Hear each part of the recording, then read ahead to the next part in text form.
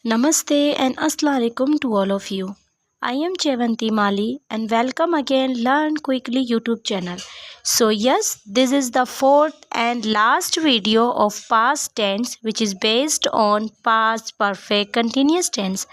In this video, we will discuss about the introduction of past perfect continuous tense and the uses of this tense as well as the sentence structure of past perfect continuous tense like affirmative sentences, interrogative sentences and negative sentences.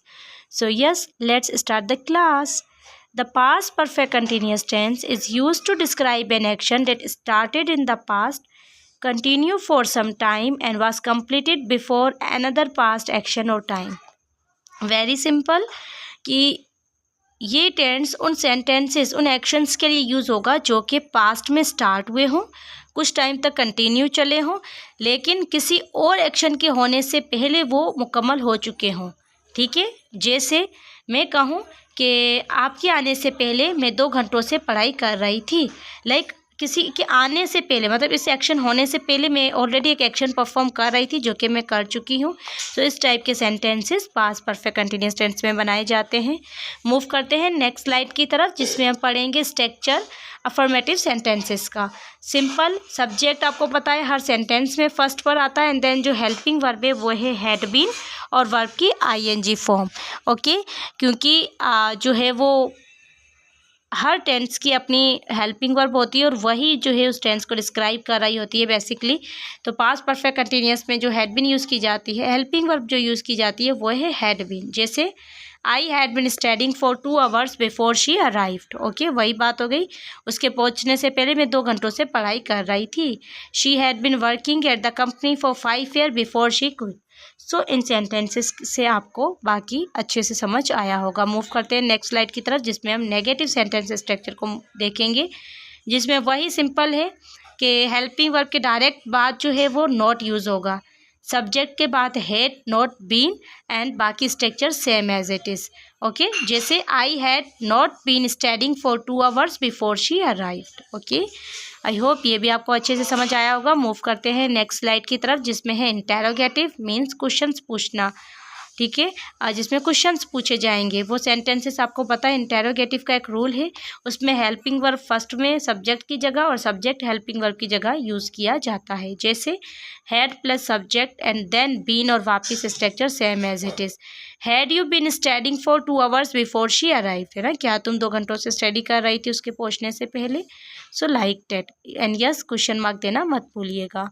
Move करते हैं next slide की तरफ जिसमें हम देखेंगे uses of past perfect continuous tense. ये कुछ usage हैं, एज आई ऑलवेज सेड कि हर टेंस का एक कॉमन यूज़ भी है और कुछ अदर यूजेस भी होते हैं। ठीक है, इसका कॉमन यूज़ वही है कि कोई एक्शन पास्ट में स्टार्ट हुआ हो और किसी और एक्शन होने से पहले वो कंटिन्यू रहा हो। ठीक है, जैसे I had been waiting for 30 minutes before the bus finally arrived. Okay, so एक तो ये इसका यूज़ है। सेकेंड है an action that caused a visible result in the past, वो एक्शन जिसका कोई रिजल्ट जो है पास्ट में नज़र आए। जैसे he was tired because he had been running for an hour, वो थका हुआ था क्योंकि वो घंटों तक दौड़ रहा था।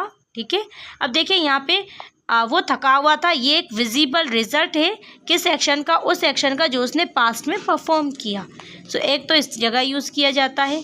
थर्ड यूज़ है to show the duration of an action before another event, किसी और इवेंट होने से पहले किसी उस एक्शन की ड्यूरेशन दिखाना। जैसे we had been living in that house for 5 years, यहाँ पे ड्यूरेशन क्या दिखाई कि 5 साल से हम रह रहे थे उस घर में आखिर कहीं और मूव करने से पहले।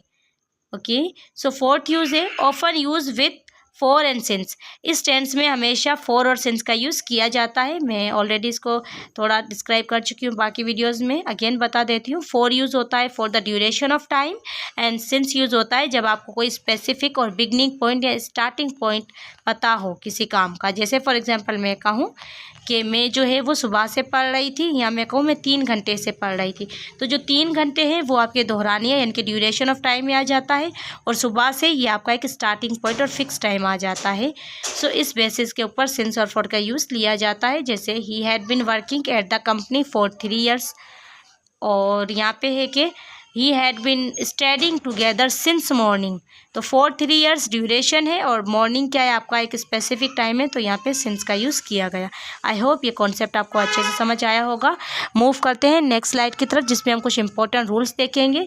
फर्स्ट रूल ये है कि जितने भी सब्जेक्ट्स हैं सबके साथ had been helping verb use की जाएगी और वर्ब की आईएनजी फॉर्म यूज़ की जाएगी। एंड देन कॉमन एक्सप्रेशंस यानी कि प्रीपोजिशन ऑफ टाइम का यूज़ लिया जाएगा, जैसे for, since, before, until, when और by the time. Okay, so and then ये कुछ प्रैक्टिस सेंटेंसेस हैं पास्ट परफेक्ट कंटिन्यूअस टेंस के। काइंडली आप सब इनको सेंटेंसेस को रीड आउट कीजिएगा एंड देन इनका नेगेटिव और इंटरोगेटिव लाजमी बनाइएगा, चाहे आप रिटर्न में चाहे आप वर्बल में प्रैक्टिस करें, लेकिन प्रैक्टिस लाजमी कीजिएगा ताकि आपकी इसके ऊपर ग्रिप अच्छी बनती रहे। For example, I had been studying for 2 hours before my friend call. I had not been studying for 2 hours before my friend call. Had I been studying for 2 hours before my friend call. तो इस तरीके से भी आप practice कर सकते हैं। सो I hope इस लेक्चर में आपको सब समझ आया होगा। अगर नहीं, इसके रिगार्डिंग कोई भी सवाल है तो आप लोग कमेंट बॉक्स में पूछ सकते हैं। Otherwise if you like my video kindly like, share and subscribe my channel. Bye bye, thank you so much.